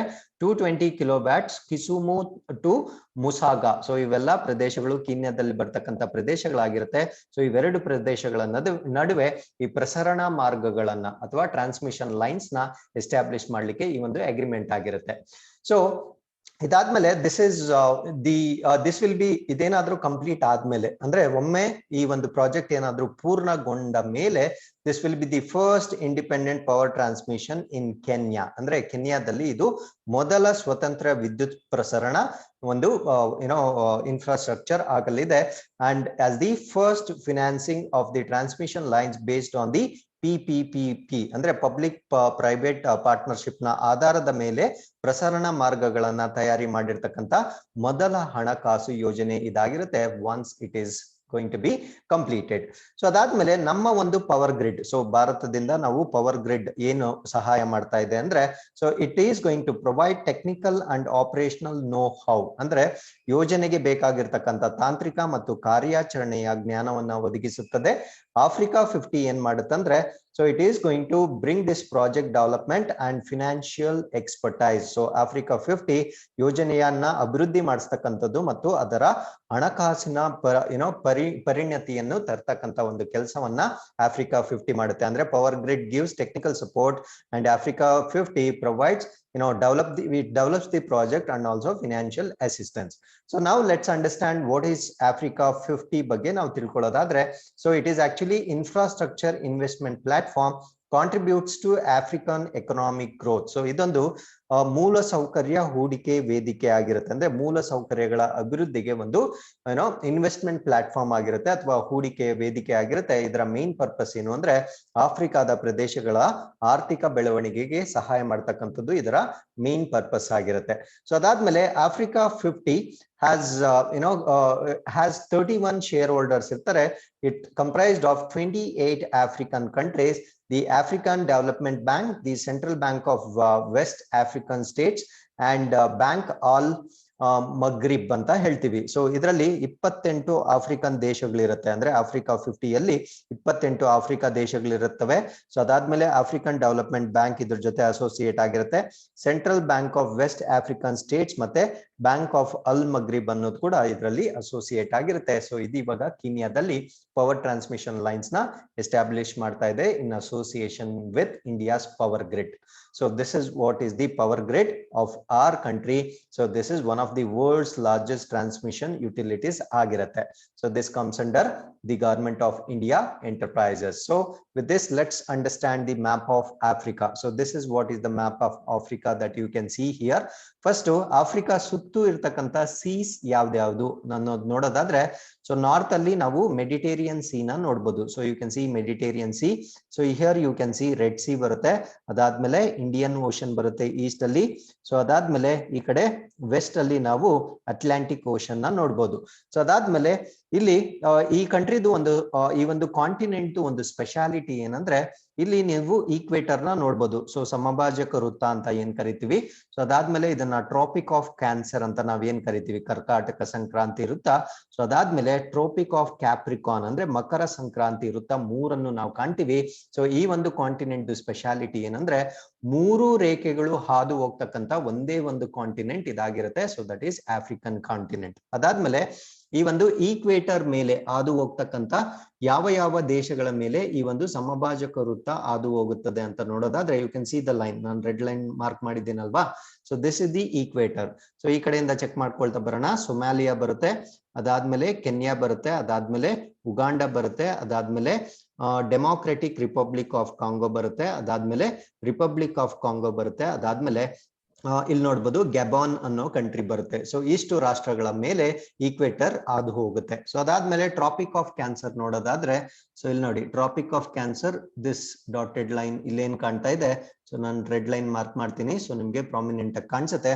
ಸೊ ಇಲ್ಲಿ ಈಜಿಪ್ಟ್ ನ ನೋಡ್ಬೋದು, ಈಜಿಪ್ಟ್ ಮುಖಾಂತರ ಹಾದು ಹೋಗುತ್ತೆ, ಅದಾದ್ಮೇಲೆ ಲಿಬಿಯಾ ಮುಖಾಂತರ ಹಾದು ಹೋಗುತ್ತೆ, ಅದಾದ್ಮೇಲೆ ಅಲ್ಜೀರಿಯಾ ಮುಖಾಂತರ ಹಾದು ಹೋಗುತ್ತೆ, ಅದಾದ್ಮೇಲೆ ಯು ಕ್ಯಾನ್ ಸಿ ಮರಿಷಿಯಾನ, ಅದಾದ್ಮೇಲೆ ವೆಸ್ಟರ್ನ್ ಸಹರಾ. ಸೊ ಇಷ್ಟು ರಾಷ್ಟ್ರಗಳ ಮೇಲೆ ನಾವು ಟ್ರಾಪಿಕ್ ಆಫ್ ಕ್ಯಾನ್ಸರ್ ಹಾದು ಹೋಗೋದನ್ನ ನೋಡ್ಬೋದು. ಸೊ ಅದಾದ್ಮೇಲೆ Tropic of Capricorn, so dotted line ಇದೆ, ಅದನ್ನ ನಾನು ರೆಡ್ ಲೈನ್ ಮಾರ್ಕ್ ಮಾಡ್ತಾ ಇದ್ದೀನಿ. ಸೊ ಇದಾದ್ಮೇಲೆ ನಿಮ್ಗೆ ಸರಿಯಾಗಿ ಕಾಣಿಸುತ್ತೆ ನೋಡಿ. ಸೊ ಇದು ಯಾವ ಕಂಟ್ರೀಸ್ ಮೇಲೆ ಹಾದು ಹೋಗುತ್ತಂದ್ರೆ, ಯು ಕ್ಯಾನ್ ಸಿ ನೆಮಿಬಿಯಾ ನೋಡ್ಬೋದು ಅಲ್ವಾ. So you can see from this side. So Namibia ಇದೆ, ಸೊ ಈ ಕಡೆ. ಸೊ ಅದಾದ್ಮೇಲೆ ಬೋಟ್ಸ್ವಾನಾ ಬರುತ್ತೆ. ಸೊ ಅದಾದ್ಮೇಲೆ south Africa, south Africa country ಎಲ್ಲರಿಗೂ ಗೊತ್ತಿರುತ್ತೆ. ಯು ಕ್ಯಾನ್ ಸಿ ಈ ಲೈನ್ ನೋಡಿ, ಇದು ಸೌತ್ ಆಫ್ರಿಕಾಗೆ ಸೇರಿದ ಕಂಟ್ರಿ ಆಗಿರುತ್ತೆ. ಅದಾದ್ಮೇಲೆ ಮೊಜಾಂಬಿಕ್ ಆಗಿರುತ್ತೆ, ಅದಾದ್ಮೇಲೆ ಮದಗಸ್ಕರ್. ಸೊ ಇದು ಐಲ್ಯಾಂಡ್ ಆಗಿರುತ್ತೆ. ಸೊ ಆದ್ರೂ ಕೂಡ ಅದ್ರ ಮೇಲೆ ಸೊ ಈ ಒಂದು ಮಕರ ಸಂಕ್ರಾಂತಿ ವೃತ್ತ ಹಾದು ಹೋಗುತ್ತೆ. ಅಂಡ್ ಸೌತ್ ಆಫ್ರಿಕಾದು ಒಂದು ಸ್ಪೆಷಾಲಿಟಿ ಏನಂದ್ರೆ, ಸೌತ್ ಆಫ್ರಿಕಾ ಕಂಟ್ರಿದು ಒಂದು ಸ್ಪೆಷಾಲಿಟಿ ಏನಂದ್ರೆ, ಕಂಟ್ರಿ ಒಳಗಡೆ ಕಂಟ್ರಿ ಇರ್ತಕ್ಕಂತ ಒಂದೇ ಒಂದು ಕಂಟ್ರಿ ಇದಾಗಿರುತ್ತೆ. ಅಂದ್ರೆ ದೇಶದ ಒಳಗಡೆ ನಾವು ಬೇರೆ ದೇಶಗಳನ್ನ ನೋಡ್ಬೋದು. ಯಾವ್ಯಾವ ದೇಶ ಇದ್ರೊಳಗಡೆ ಇರುತ್ತಂದ್ರೆ, ಲೆಸೋಥೋ. ಸೊ ಲೆಸೋಥೋ ಅನ್ನೋ ಒಂದು ದೇಶ ಸೌತ್ ಆಫ್ರಿಕಾ ಒಳಗಡೆ ಇರುತ್ತೆ. ಅದಾದ್ಮೇಲೆ ಎಸ್ವಾತಿನಿ ಅನ್ನೋ ಒಂದು ಕಂಟ್ರಿ ಕೂಡ ಈ ಒಂದು ಸೌತ್ ಆಫ್ರಿಕಾದಲ್ಲಿ ನಾವು ನೋಡ್ಬೋದು. ಸೊ ಅದಾದ್ಮೇಲೆ ಈ ಕಿಗಾಲಿ ಪ್ರೋಟೋಕಾಲ್ ಅಂತ ನೀವು ಬಹಳಷ್ಟು ಸಾರಿ ಕೇಳಿರ್ತೀರಾ. ಸೊ ಇಲ್ಲಿ ರಾಂಡ್ವಾ ಅನ್ನೋ ಒಂದು ಕಂಟ್ರಿ ಬರುತ್ತೆ. ಸೊ ಈ ಒಂದು ರಾಂಡಾ ಅನ್ನೋ ಕಂಟ್ರಿಯ ಕ್ಯಾಪಿಟಲ್ ಕಿಗಾಲಿ ಇದಾಗಿರುತ್ತೆ. ಸೊ ಇಲ್ಲಿ ಮ್ಯಾಪ್ ಅಲ್ಲಿ ನೀವು ನೋಡ್ಬೋದು. ಸೊ ಕಿಗಾಲಿ ಪ್ರೋಟೋಕಾಲ್, ಯಾಕೆ ಇದನ್ನ ಕಿಗಾಲಿ ಪ್ರೋಟೋಕಾಲ್ ಅಂತ ಕರಿತೀವಿ ಅಂದ್ರೆ, ಆ ಪ್ರೋಟೋಕಾಲ್ ನ ಈ ಒಂದು ಪ್ಲೇಸ್ ಅಲ್ಲಿ ಅಕ್ಸೆಪ್ಟ್ ಮಾಡಿರ್ತೀವಿ. ಸೊ ಅದಕ್ಕೆ ಅದನ್ನ ಕಿಗಾಲಿ ಪ್ರೋಟೋಕಾಲ್ ಅಂತ ಕರಿತೀವಿ. ಸೊ ಇಲ್ಲೊಂದು ಬ್ಲೂ ಕಲರ್ ಇದೆ ನೋಡಿ ಕಿಗಾಲಿ ಒಳಗಡೆನೆ. ಸೊ ಅದನ್ನ ಲೇಕ್ ಆಫ್ ವಿಕ್ಟೋರಿಯಾ ಅಂತ ಕರಿತೀವಿ. ಸೊ ಈ lake of Victoria belongs to 3 countries. ಯಾವ್ದಾವ್ದಂದ್ರೆ ಕೆನ್ಯಾಗೂ ಸೇರಿರುತ್ತೆ, ಸೊ ಅದಾದ್ಮೇಲೆ ಉಗಾಂಡಾಗೂ ಸೇರಿರುತ್ತೆ, ಸೊ ಅದು ಉಗಾಂಡಾಗೂ ಸೇರಿರುತ್ತೆ, ಅದಾದ್ಮೇಲೆ ತಾಂಜೇನಿಯಾಗೂ ಸೇರಿರುತ್ತೆ. ಇಷ್ಟು 3 ರಾಷ್ಟ್ರಗಳಿಗೆ ಈ ಒಂದು ಲೇಕ್ ಸೇರಿರುತ್ತೆ. ಸೊ ಇಷ್ಟು ಮಾಹಿತಿ ನಮ್ಗೆ South Africa African continent related ಗೊತ್ತಿರಬೇಕು. So with this let's get into 4th article. So NITI Aayog, ATL ಅಂದ್ರೆ ಅಟಲ್ ಟಿಂಕರಿಂಗ್ ಲ್ಯಾಬ್ಸ್ ಅಂತ ಕರಿತೀವಿ. Space challenge 2021. ಸೊ ATL ನಿಮ್ಗೆ ಫುಲ್ ಫಾರ್ಮ್ ಗೊತ್ತಿರ್ಲಿ. ಸೊ ಇದು ತನ್ನ ರಿಸಲ್ಟ್ಸ್ ನ ಡಿಕ್ಲೇರ್ ಮಾಡಿದೆ. ಸೊ ಯಾವ್ದ್ರಲ್ಲಿ ಅಂದ್ರೆ Atal space challenge 2021. So Atal space challenge 2021 ಫಲಿತಾಂಶಗಳನ್ನ ಘೋಷಿಸಿದೆ. ಸೊ ಏನು ಇದರ ಫಲಿತಾಂಶಗಳು ಅಂತ ನೋಡೋದಾದ್ರೆ, ಸೊ ಅದಕ್ಕಿಂತ ಮುಂಚೆ ಸೊ ಈ ಒಂದು ಚಾಲೆಂಜ್ ನ ಲಾಂಚ್ ಮಾಡಿದ್ದು ಯಾವ್ದರ ಕೊಲಾಬರೇಷನ್ ಅಲ್ಲಿ ಅಂದ್ರೆ, ನಮ್ಮ ಇಸ್ರೋ ಅಂದ್ರೆ Indian Space Research Organisation and Central Board of Secondary Education CBSE. So ಇವರಿಬ್ಬರ ಸಹಯೋಗದೊಂದಿಗೆ ಈ ಒಂದು ಚಾಲೆಂಜ್ ನ ಲಾಂಚ್ ಮಾಡಲಾಗಿರುತ್ತೆ. ಸೊ ಈ ಒಂದು ಚಾಲೆಂಜ್ ನ ಸಿಂಪಲ್ ಆಗಿ ಹೇಳೋದಾದ್ರೆ, so main purpose of this particular challenge ಹೇಳೋದಾದ್ರೆ, ಸೊ ಮಕ್ಕಳಿಗೆ ಏನ್ ಮಾಡ್ತಾರೆ ಅಂದ್ರೆ ಈ ಸ್ಪೇಸ್ ರಿಲೇಟೆಡ್ ಪ್ರಾಜೆಕ್ಟ್ಸ್ ನ ಮಾಡ್ಲಿಕ್ಕೆ ಮೋಟಿವೇಟ್ ಮಾಡ್ತಾರೆ. ಸೊ ಇದರಿಂದ as we all know children of this generation are very fast. So ಅದರಿಂದ ಅವರಿಂದ ಬರ್ತಕ್ಕಂತ ಒಂದು ಇನೋವೇಟಿವ್ ಐಡಿಯಾಸ್ ನ ಸ್ಪೇಸ್ ರಿಲೇಟೆಡ್ ಸೊ ಮುಂದೆ ಯೂಸ್ ಮಾಡ್ಕೊಳ್ತಕ್ಕಂತ ಒಂದು ಅವಕಾಶ ಇರುತ್ತೆ. ಸೊ ಈ ಒಂದು ಚಾಲೆಂಜ್ ಅಲ್ಲಿ ಪಾರ್ಟಿಸಿಪೇಟ್ ಮಾಡ್ಲಿಕ್ಕೆ ATL ಮತ್ತೆ ನಾನ್ ATL ಸ್ಟೂಡೆಂಟ್ಸ್ ಕೂಡ ಒಂದು ಅವಕಾಶ ಇರುತ್ತೆ. ಬರೀ ATL ಸ್ಕೂಲ್ಸ್ ಒಂದೇ ಅಲ್ಲ, ATL ಅಲ್ಲದ ವಿದ್ಯಾರ್ಥಿಗಳು ಕೂಡ ಈ ಒಂದು ಕಂಟೆಸ್ಟೆಂಟ್ ಅಲ್ಲಿ ಪಾರ್ಟಿಸಿಪೇಟ್ ಮಾಡ್ಲಿಕ್ಕೆ ಅವಕಾಶ ಇರುತ್ತೆ. ಸೊ ಈ ಒಂದು ಕಂಟೆಸ್ಟೆಂಟ್ ನಲ್ಲಿ ಇವಾಗ 75 ಟಾಪ್ ಇನ್ವೆಂಟರ್ಸ್ ನ 75 ಉನ್ನತ ಆವಿಷ್ಕಾರಕರನ್ನ ಆಯ್ಕೆ ಮಾಡಲಾಗಿರುತ್ತೆ. So Atal space challenge 2021 objective ಅಥವಾ ಇದರ ಪ್ರಮುಖ ಗುರಿ ಏನಾಗಿತ್ತಂದ್ರೆ to enable innovation among young school students to create something in space sector. ಅಂದ್ರೆ ಸೊ ಈ ಒಂದು ಸ್ಪೇಸ್ ಸೆಕ್ಟರ್ ಅಲ್ಲಿ ಬಾಹ್ಯಾಕಾಶ ಒಂದು ಯುಗದಲ್ಲಿ ಒಂದು ಹೊಸತನ್ನ ಸಕ್ರಿಯವಾಗಿ ಅವರು ಕ್ರಿಯೇಟ್ ಮಾಡ್ಲಿಕ್ಕೆ ಅಥವಾ ಅದನ್ನ ಅವರು ಸ್ವಂತವಾಗಿ ಪ್ರೋಗ್ರಾಮ್ ಮಾಡ್ಲಿಕ್ಕೆ ಒಂದು ಪ್ಲಾಟ್ಫಾರ್ಮ್ ಅಥವಾ ಒಂದು ಅವಕಾಶವನ್ನ ಕಲ್ಪಿಸಿಕೊಡ್ಲಾಗಿರುತ್ತೆ. ಸೊ ಇದರಿಂದ ಅವರ ಇನೋವೇಷನ್ ಕೆಪಾಸಿಟಿ ಎಷ್ಟಿರುತ್ತೆ ಅನ್ನೋದನ್ನ ಚೆಕ್ ಮಾಡ್ಬೋದು, ಅಥವಾ ಅವರ ಇನೋವೇಷನ್ ತುಂಬಾ ಫ್ರೂಟ್ಫುಲ್ ಆಗಿದ್ರೆ ಅದನ್ನ ಪ್ರಾಕ್ಟಿಕಲಿ ಎಕ್ಸಿಕ್ಯೂಟ್ ಕೂಡ ಮಾಡ್ಬೋದು. ಸೊ ಅದು ಈ ಒಂದು ವರ್ಷದ ಒಂದು ಆಬ್ಜೆಕ್ಟಿವ್ ಆಗಿರುತ್ತೆ. And this challenge also aligned with the World Space Week 2021. So ಇದು ವರ್ಲ್ಡ್ ಸ್ಪೇಸ್ ವೀಕ್ 2021 ಜೊತೆ ಕೂಡ ಒಂದು ಅಲೈನ್ ಆಗುತ್ತೆ. So which is observed from 4th to 10th October each year. This is at the global level in order to celebrate the contribution of space science and technology. ಅಂದ್ರೆ ಬಾಹ್ಯಾಕಾಶ ವಿಜ್ಞಾನ ಮತ್ತು ತಂತ್ರಜ್ಞಾನದ ಕೊಡುಗೆಗಳನ್ನು ಆಚರಿಸುವ ಸಲುವಾಗಿ ಜಾಗತಿಕ ಮಟ್ಟದಲ್ಲಿ ನಾವು ಪ್ರತಿ ವರ್ಷ ಅಕ್ಟೋಬರ್ 4ರಿಂದ 10ರವರೆಗೆ ಒಂದು ವಿಶ್ವ ಬಾಹ್ಯಾಕಾಶ ಸಪ್ತಾಹವನ್ನ ನಾವು ಆಚರಣೆ ಮಾಡ್ತೀವಿ. ಸೊ ಇದರೊಂದಿಗೆ ಈ ಒಂದು ಚಾಲೆಂಜ್ ಏನಿದೆ ಅದರೊಂದಿಗೆ ಇದು ಹೊಂದಿಸಲಾಗಿರುತ್ತೆ ಅಥವಾ ಅದು ಅಲೈನ್ ಆಗಿರುತ್ತೆ. ಅಂದ್ರೆ both are complementary to each other ಅಂತ ನೀವು ಅರ್ಥ ಮಾಡ್ಕೊಳ್ಬೇಕು. ಸೊ ಇಲ್ಲಿಗೆ ನಾವು 5th ಆರ್ಟಿಕಲ್ಗೆ ಬಂದಿರ್ತೀವಿ. So this is Henley passport index ಅಥವಾ ಹೆನ್ಲಿ ಪಾಸ್ಪೋರ್ಟ್ ಸೂಚಂಕ ಅಂತ ಕರಿತೀವಿ. ಸೊ ಈ ವರ್ಷದ ಅಂದ್ರೆ 2022ರ ರ್ಯಾಂಕಿಂಗ್ ಬಿಡುಗಡೆ ಆಗಿರುತ್ತೆ. ಸೊ ಇದರ ಬಗ್ಗೆ ನಾವು ಕಂಪ್ಲೀಟ್ ಮಾಹಿತಿ ತಿಳ್ಕೊಳ್ಳೋದಾದ್ರೆ, ಸೊ ಇಂಡಿಯಾಸ್ ರ್ಯಾಂಕ್ ಇವಾಗ ಎಷ್ಟಿದೆ ಅಂದ್ರೆ 83ನೇ ರ್ಯಾಂಕ್ ಇರುತ್ತೆ. ಸೊ ನಾವು 83ನೇ ಸ್ಥಾನದಲ್ಲಿದ್ದೇವೆ. ಸೊ ಕಳೆದ ವರ್ಷಕ್ಕೆ ಕಂಪೇರ್ ಮಾಡಿದ್ರೆ ನಾವು ಇಂಪ್ರೂವ್ ಆಗಿರ್ತೀವಿ. ಸೊ ಲಾಸ್ಟ್ ಇಯರ್ ನಮ್ದು 90th ರ್ಯಾಂಕ್ ಇತ್ತು, ಇವಾಗ ನಾವು 7 ಸ್ಥಾನಗಳನ್ನ ನಾವು ಇಂಪ್ರೂವ್ ಮಾಡ್ಕೊಂಡಿರ್ತೀವಿ. ಸೊ ಇದರಲ್ಲಿ ಟಾಪ್ ರ್ಯಾಂಕಿಂಗ್ ಯಾರ್ಯಾರು ಇದಾರೆ ಅಂದ್ರೆ ಜಪಾನ್ ಮತ್ತು ಸಿಂಗಾಪುರ್ನ ನಾವು ಸೊ ಟಾಪ್ ರ್ಯಾಂಕಿಂಗ್ ಅಲ್ಲಿ ಇರ್ತಕ್ಕಂಥ 2 ರಾಷ್ಟ್ರಗಳನ್ನಾಗಿ ನೋಡ್ಬೋದು. So what is Henley passport index ಅಂದ್ರೆ, ಸೊ ಸಿನ್ಸ್ 2005 ಇವ್ರೇನ್ ಮಾಡ್ತಾ ಇದ್ದಾರೆ ಅಂದ್ರೆ, so they R ranking different countries in the world based on number of destinations their holders can access without prior visa and is based on the data from International Air Transport Association. ಅಂದ್ರೆ for example ನನ್ನ ಹತ್ರ ಬರೀ passport ಮಾತ್ರ ಇದೆ, so ನನ್ನ ಹತ್ರ visa ಇಲ್ಲ. So ಆತರ ಬರೀ ಪಾಸ್ಪೋರ್ಟ್ ಇಟ್ಕೊಂಡು ಅಂದ್ರೆ ವಿತೌಟ್ ಪ್ರಿಯರ್ ವೀಸಾ, ಮುಂಚೆನೆ ನಾನು ವೀಸಾ ತೆಗೆದುಕೊಳ್ಳದೆ ಎಷ್ಟು ರಾಷ್ಟ್ರಗಳಿಗೆ ನಾನು ಬರೀ ಪಾಸ್ಪೋರ್ಟ್ ಮುಖಾಂತರ, ಆನ್ ಅರೈವಲ್ ವೀಸಾ ಡೆಫಿನೆಟ್ಲಿ ಸಿಗುತ್ತೆ, ಬಟ್ ಅದಕ್ಕಿಂತ ಮುಂಚೆ ವೀಸಾ ತಗೊಳ್ದೆ ನಾನು ಬರೀ ಪಾಸ್ಪೋರ್ಟ್ ಮುಖಾಂತರ ಎಷ್ಟು ಕಂಟ್ರೀಸ್ಗೆ ನಾನು ಹೋಗ್ಬೋದು ಅನ್ನುವ ಆಧಾರದ ಮೇಲೆ ಒಂದು 2005ನೇ ಇಸ್ವಿಯಿಂದ ಈ ಒಂದು ಇಂಡೆಕ್ಸ್ ನ ಮುಖಾಂತರ ರ್ಯಾಂಕಿಂಗ್ ನ ಕೊಡಲಾಗುತ್ತೆ. ಸೊ ಈ ಒಂದು ರ್ಯಾಂಕಿಂಗ್ ನ ಇಂಟರ್ನ್ಯಾಷನಲ್ ಏರ್ ಟ್ರಾನ್ಸ್ಪೋರ್ಟೇಷನ್ ಅಸೋಸಿಯೇಷನ್ ನ ಒಂದು ಡೇಟಾವನ್ನ ಯೂಸ್ ಮಾಡಿಕೊಂಡು ಈ ರ್ಯಾಂಕಿಂಗ್ ನ ಕೊಡಲಾಗುತ್ತೆ. So India now has visa free access to 60 destination. So ಭಾರತದಲ್ಲಿ ಇವಾಗ ಸೊ ವಿಶ್ವದಾದ್ಯಂತ ನಾವು ಬರೀ ಪಾಸ್ಪೋರ್ಟ್ ಇಟ್ಕೊಂಡು 60 ಸ್ಥಳಗಳಿಗೆ ವೀಸಾ ಮುಕ್ತವಾಗಿ ನಾವು ಪ್ರವೇಶವನ್ನ ಪಡಿಬಹುದು. ಸೊ ಇತ್ತೀಚೆಗೆ ಆಡ್ ಆಗಿರ್ತಕ್ಕಂಥ 2 ಕಂಟ್ರೀಸ್ ಯಾವ್ದಾವ್ದಂದ್ರೆ ಒಮನ್ ಮತ್ತೆ ಅರ್ಮೇನಿಯಾಗೆ ನಾವು ಇನ್ಮೇಲೆ ವೀಸಾ ಇಲ್ದೇನೆ ನಾವು ಟ್ರಾವೆಲ್ ಮಾಡಬಹುದಾಗಿರುತ್ತೆ, only with the passport. So with this, let's get into the 6th article. So BrahMos advanced variant test fired. So BrahMos na ಸುಧಾರಿತ ರೂಪಾಂತರಿ ಪರೀಕ್ಷೆ ಯಶಸ್ವಿಯಾಗಿ ಕಂಪ್ಲೀಟ್ ಆಗಿರುತ್ತೆ, ಅದ್ರ ಬಗ್ಗೆ ಡಿಸ್ಕಸ್ ಮಾಡೋಣ. So what is this BrahMos advanced variant ಅಂದ್ರೆ, this is C2C variant of the BrahMos supersonic cruise missile. So it is test fired from the INS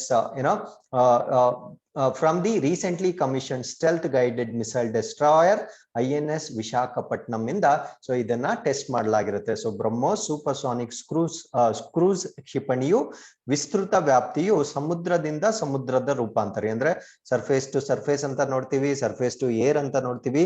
so ಈ ಒಂದು ವೇರಿಯಂಟ್ ಏನಿದೆ ಅದು ಸಮುದ್ರದಿಂದ ಸಮುದ್ರಕ್ಕೆ ಅಟ್ಯಾಕ್ ಮಾಡ್ತಕ್ಕಂತ ಒಂದು ವೇರಿಯಂಟ್ ಆಗಿರುತ್ತೆ. ಸೊ ಇದನ್ನ ಇತ್ತೀಚೆಗೆ ನಿಯೋಜಿಸಲಾಗಿರ್ತಕ್ಕಂಥ ಸ್ಟೆಲ್ತ್ ಗೈಡೆಡ್ ಕ್ಷಿಪಣಿ ವಿಧ್ವಂಸಕ INS ವಿಶಾಖಪಟ್ಟಣಂ ಇಂದ ಸೊ ಇದನ್ನ ಪರೀಕ್ಷೆ ಮಾಡಲಾಗಿರುತ್ತೆ. ಸೊ INS ವಿಶಾಖಪಟ್ಟಣಂ ಬಗ್ಗೆ ಕೂಡ ನಾವು ಈ ಆರ್ಟಿಕಲ್ ಅಲ್ಲಿ ಡಿಸ್ಕಸ್ ಮಾಡೋಣ. ಸೊ ಬ್ರಹ್ಮೋಸ್ ನಮಗೆಲ್ಲ ತಿಳಿದಿರೋ ಹಾಗೆ it is a joint collaboration between India and Russia ಆಗಿರುತ್ತೆ. ಸೊ ಬ್ರಹ್ಮೋಸ್ ಭಾರತ ಮತ್ತು ರಷ್ಯಾಗಳ ನಡುವೆ ಇರ್ತಕ್ಕಂಥ ಒಂದು ಜಂಟಿ ಸಹಯೋಗವಾಗಿರುತ್ತೆ. ಸೊ ಇದರಿಂದ ನಾವು ಏನೇನು ಬ್ರಹ್ಮೋಸ್ ಏನೇನ್ ಕೆಪಾಸಿಟಿ ಇರುತ್ತೆ ಅಂದ್ರೆ so land, C, sub C, air against surface and sea based targets with the range was capped initially at 290 kilometers initially. ಅಂದ್ರೆ ಈ ಒಂದು ಬ್ರಹ್ಮೋಸ್ ಮೇಲ್ಮೈ ಸಮುದ್ರ ಆಧಾರಿತ ಗುರಿಗಳ ವಿರುದ್ಧ ಭೂಮಿ, ಸಮುದ್ರದ ಒಳಗೆ ಮತ್ತು ಗಾಳಿಯಿಂದ ಉಡಾವಣೆ ಮಾಡಿರ್ತಕ್ಕಂಥ ಸಾಮರ್ಥ್ಯವನ್ನ ಹೊಂದಿರ್ತವೆ. ಸೊ ಇನಿಷಿಯಲಿ ಇದರ ಒಂದು ವ್ಯಾಪ್ತಿ ಏನಿರುತ್ತೆ ಅದು 290 ಕಿಲೋಮೀಟರ್ ವ್ಯಾಪ್ತಿಯನ್ನ ಮಾತ್ರ ಹೊಂದಿರುತ್ತೆ. ಬಟ್ ಇವಾಗ ಸೊ ಇದನ್ನ ನಾವು ಎಕ್ಸ್ಟೆಂಡ್ ಮಾಡಬಹುದಾಗಿರುತ್ತೆ. ಸೊ ರೀಸನ್ ಏನು ಅಂದ್ರೆ the range of the missile was originally capped at 290 kilometers as per the obligations of the Missile Technology Control Regime. So MTCR ಅಂತ ಕರಿತೀವಿ. ಸೊ ಕ್ಷಿಪಣಿ ತಂತ್ರಜ್ಞಾನ ಮತ್ತು ನಿಯಂತ್ರಣ ಒಂದು ನಿಯಮ ಇರುತ್ತೆ. ಸೊ ಈ ಒಂದು ನಿಯಮದ ಕಟ್ಟುಪಾಡುಗಳ ಪ್ರಕಾರ ಸೊ ನಮ್ಮ ಒಂದು ಮಿಸೈಲ್ ಏನಿರುತ್ತೆ ಅದು 290 ಕಿಲೋಮೀಟರ್ಸ್ ಗಿಂತ ಜಾಸ್ತಿ ಮೀರಬಾರ್ದಾಗಿರುತ್ತೆ. ಬಟ್ ಇವಾಗ ಸೊ ನಾವು ಇದನ್ನ ಎಕ್ಸೀಡ್ ಮಾಡಬಹುದು. ಸೊ ನಾವು ಚೆಕ್ ಮಾಡಿರೋದು ಯಾವುದು ಅಂದ್ರೆ this one. So BrahMos, so this is ಯಾವ ಒಂದು ಸ್ಪೆಷಾಲಿಟಿ ಇರುತ್ತೆ ಅಂದ್ರೆ C2C ವೇರಿಯಂಟ್ ಆಗಿರುತ್ತೆ, ಅಂದ್ರೆ ಸಮುದ್ರದಿಂದ ಸಮುದ್ರಕ್ಕೆ ಒಂದು ಟಾರ್ಗೆಟ್ ಮಾಡ್ತಕ್ಕಂತ ಒಂದು ಮಿಸೈಲ್ ಆಗಿರುತ್ತೆ. So following India's entry in to the club, so June 2016ರಲ್ಲಿ ನಾವು ಈ ಒಂದು ಕ್ಲಬ್ಗೆ ಎಂಟರ್ ಆಗಿರ್ತೀವಿ. ಸೊ ಕ್ಲಬ್ ಅಂದ್ರೆ ಯಾವುದು ಅಂದ್ರೆ ಸೊ ನಿಮ್ಗೆ ಗೊತ್ತಿರ್ಬೇಕು, MTCR ಗೆ ನಾವು ಎಂಟರ್ ಆಗಿರ್ತೀವಿ, ಅಂದ್ರೆ ಮಿಸೈಲ್ ಟೆಕ್ನಾಲಜಿ ಕಂಟ್ರೋಲ್ ರಿಜಿಮ್ಗೆ ಎಂಟರ್ ಆದ ಮೇಲೆ ಸೊ ನಾವಿವಾಗ ಆ ರೇಂಜ್ ಏನಿರುತ್ತೆ ಅದನ್ನ it can be extended from 450 kilometres to 600 kilometres. So ಇವಾಗ ನಾವು ಆ ಒಂದು ಮಿಸೈಲ್ಗಳ ವ್ಯಾಪ್ತಿ ಏನಿರುತ್ತೆ ಅದನ್ನ 450ರಿಂದ 600 ಕಿಲೋಮೀಟರ್ ವರೆಗೂ ನಾವು ವಿಸ್ತರಿಸಬಹುದಾಗಿರುತ್ತೆ. ಹಾಗಿದ್ರೆ INS ವಿಶಾಖಪಟ್ಟಣಂ ಬಗ್ಗೆ ತಿಳ್ಕೊಳ್ಳೋದಾದ್ರೆ so it is with a displacement capacity of 7,400 tons. It is the first of the 4 indigenously designed and built project 15B. It is a class of stealth guided missile destroyer and was commissioned in November 2021. So INS Visakhapatnam ಅನ್ನೋದು 7,400 ಟನ್ಗಳ ಸ್ಥಳಾಂತರದೊಂದಿಗೆ 4 ಚತುರತೆಯಿಂದ ವಿನ್ಯಾಸಗೊಳಿಸಿದ ಮತ್ತು ನಿರ್ಮಿಸಿದ project 15ರ class stealth guided ಕ್ಷಿಪಣಿ ವಿಧ್ವಂಸಗಳಲ್ಲಿ ಇದು ಮೊದಲನೆಯದಾಗಿರುತ್ತೆ. So ಇದನ್ನು November 2021ರಲ್ಲಿ ನಿಯೋಜಿಸಲಾಗಿರುತ್ತೆ. ಇದ್ರ ಬಗ್ಗೆ ಕೂಡ ನಾವು ಅದನ್ನ ಕಮಿಷನ್ ಮಾಡಿದಾಗ ಕಂಪ್ಲೀಟ್ ವಿಡಿಯೋನ ನಾವು ಮಾಡಿರ್ತೀವಿ. ಸೊ ಇದೊಂದು ಸ್ಟೆಲ್ತ್ ಗೈಡೆಡ್ ಕ್ಷಿಪಣಿ ವಿಧ್ವಂಸಕವಾಗಿರುತ್ತೆ. ಸೊ ಇದು ಸ್ಟೆಲ್ತ್ ಅಂತ ಯಾಕೆ ಕರಿತೀವಿ ಅಂದ್ರೆ ಇದರ ಪಾತ್ ಏನಿರುತ್ತೆ ಅದನ್ನ ಡಿಸ್ಕವರಿ ಮಾಡ್ಲಿಕ್ಕೆ ಅಥವಾ ಟ್ರೇಸ್ ಮಾಡ್ಲಿಕ್ಕೆ ಆಗೋದಿಲ್ಲ. ಸೊ ಹಾಗಿದ್ರೆ MTCR ಬಗ್ಗೆ ಹೆಚ್ಚು ತಿಳ್ಕೊಳ್ಳೋದಾದ್ರೆ so missile technology control regime ಅಂತ ಕರಿತೀವಿ, ಕ್ಷಿಪಣಿ ತಂತ್ರಜ್ಞಾನ ನಿಯಂತ್ರಣ ವ್ಯವಸ್ಥೆ ಅಂತ ಕರಿತೀವಿ. What is this? The missile technology control regime is a multilateral export control regime. So ಇದೊಂದು ಬಹುಪಕ್ಷೀಯ ರಫ್ತು ನಿಯಂತ್ರಣ ವ್ಯವಸ್ಥೆಯಾಗಿರುತ್ತೆ. So it is an informal political understanding among 35 member states. This is to seek limit the proliferation of missiles and missile technology. So ಈ ಒಂದು association ಏನಿರುತ್ತೆ so ಇದು ಕ್ಷಿಪಣಿಗಳು ಮತ್ತು ಕ್ಷಿಪಣಿ ತಂತ್ರಜ್ಞಾನಗಳ ಪ್ರಸರಣವನ್ನು ಮಿತಿಗೊಳಿಸಲು, ಅಂದ್ರೆ ಒಂದು ಕಂಟ್ರಿಯಿಂದ ಇನ್ನೊಂದು ಕಂಟ್ರಿಗೆ ಮಿಸೈಲ್ಸ್ ನ ಕಳಿಸ್ತಕ್ಕಂಥದ್ದಾಗ್ಲಿ ಅಥವಾ ಅದಕ್ಕೆ ಸಂಬಂಧಪಟ್ಟ ಒಂದು ಟೆಕ್ನಾಲಜಿ ಅಥವಾ ತಂತ್ರಜ್ಞಾನವನ್ನ ಕಳಿಸೋದಾಗ್ಲಿ ಅದನ್ನ ನಿಯಂತ್ರಣ ಮಾಡ್ಲಿಕ್ಕೆ 35 ಸದಸ್ಯ ರಾಷ್ಟ್ರಗಳ ನಡುವೆ ಇರತಕ್ಕಂತ ಒಂದು ಅನೌಪಚಾರಿಕ ರಾಜಕೀಯ ಒಂದು ತೀರುವಳಿಯಾಗಿರುತ್ತೆ. ಅಂದ್ರೆ ದಿಸ್ ಇಸ್ ನಾಟ್ ತುಂಬಾ ಒಂದು ಇನ್ಫಾರ್ಮಲ್ ಆಗಿರ್ತಕ್ಕಂಥ ಒಂದು ಅಸೋಸಿಯೇಷನ್ ಆಗಿರುತ್ತೆ. ಇದಕ್ಕೆ ಯಾವುದೇ ಲೀಗಲ್ ಬೈಂಡಿಂಗ್ ಆತರ ಏನು ಇರೋದಿಲ್ಲ. ಸೊ ಈ ರಿಜಿಮ್ ನ 1987ರಲ್ಲಿ G7 ಇಂಡಸ್ಟ್ರಿಯಲೈಸ್ಡ್ ಕಂಟ್ರೀಸ್ ಸ್ಟಾರ್ಟ್ ಮಾಡುತ್ತೆ. ಅಂದ್ರೆ G7 ಕೈಗಾರಿಕೀಕರಣಗೊಂಡ ದೇಶಗಳಿಂದ 1987ರಲ್ಲಿ ಇದನ್ನ ರಚನೆ ಮಾಡಲಾಗಿರುತ್ತೆ. ಸೊ G7 ಅಂತ ನಾನು ಇಲ್ಲೇ ಕೊಟ್ಟಿದ್ದೀನಿ. These are 7 of the world's advanced economies, including Canada, France, Germany, Italy, Japan, United Kingdom, and United States, including European Union. So ಇದನ್ನ ನಾವು G7 ರಾಷ್ಟ್ರಗಳು ಅಂತ ಕರಿತೀವಿ. ಸೊ MTCR ಏನ್ ಮಾಡುತ್ತಂದ್ರೆ it seeks limit to the risk of proliferation of weapons and mass destruction by controlling export of goods and technologies. So ಈ missile ಗೆ ಸಂಬಂಧಪಟ್ಟಂತೆ ಸೊ ಈ ಸರಕುಗಳು ಮತ್ತು ತಂತ್ರಜ್ಞಾನ ರಫ್ತುಗಳನ್ನ ನಿಯಂತ್ರಣ ಮಾಡುವುದರ ಮುಖಾಂತರ ಈ ಪ್ರಸರಣದ ಅಪಾಯಗಳನ್ನ ಮಿತಿಗೊಳಿಸಲಿಕ್ಕೆ ಇದು ಪ್ರಯತ್ನ ಪಡುತ್ತೆ.